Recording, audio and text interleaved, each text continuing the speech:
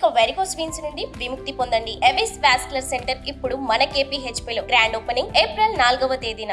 ఎవరికైనా పాము కనిపిస్తే చాలు గుండె జారి గల్లంతవుతుంది. ఒక్కసారిగా కాళ్ళు గజగజా వణికిపోతాయి. పాము నుంచి కాపాడుకునేందుకు పరుగులు పెట్టడమో లేదా ఇంకొందరైతే ఆ పామునే చంపేయడం సాధారణంగా చేస్తూ ఉంటారు.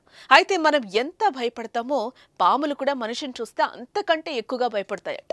ఆ పాము తనను తాను కాపాడుకునేందుకు కాటు వేస్తుందన్నది నిపుణులు చెప్పే మాట.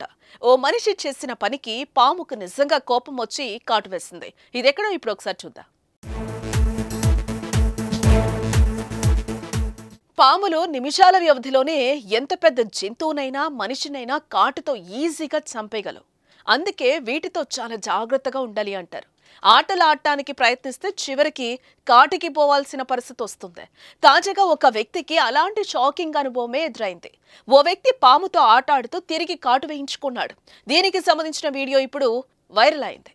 చూశారు కదా, ఓ వ్యక్తి పాముని చేత్తో పట్టుకుని ఆట పట్టిస్తున్నట్లు మనం చూడొచ్చు. పాము కదిలినప్పుడు అతను దాని తోకను పట్టుకుంటాడు.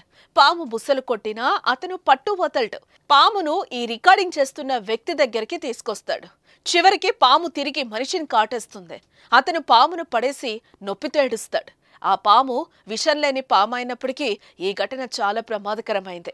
పాములతో చాలా జాగ్రత్తగా ఉండాలి. ఒక చిన్న పొరపాటు కూడా ప్రాణాంతకం కావచ్చు. సుమన్ టీవీలో మీ పర్సనల్ అండ్ బిజినెస్ ప్రమోషన్స్ కోసం కింది నెంబర్కి కాంటాక్ట్ చేయండి.